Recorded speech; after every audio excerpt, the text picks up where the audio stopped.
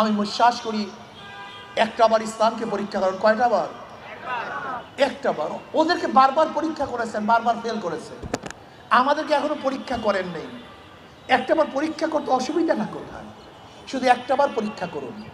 একটা বার যদি ফেল করি তাহলে দ্বিতীয়বার পরীক্ষার হলেই ঢুকবো না ইনশাআল্লাহ। একটা বার পরীক্ষা করুন। ইসলামকে একবার ক্ষমতায় নেন। রাজি আছেন না ইনশাআল্লাহ?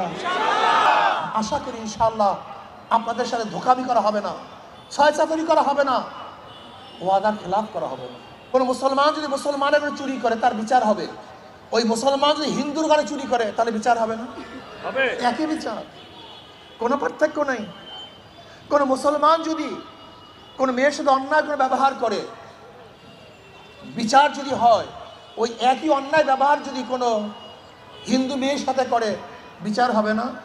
হুবাহু একই বিচার, একই, কোনো কমতি নেই।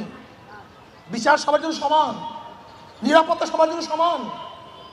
এর জন্য আমি বলবো, এ আমার বরিশালের বাবারা, আমার বরিশালের ভাইয়েরা, জীবনভর বহু জায়গায় ভোট দিয়েছেন, গুন্ডামি মাস্তানি, পরিবর্তন হয় নাই, শান্তি পান নাই।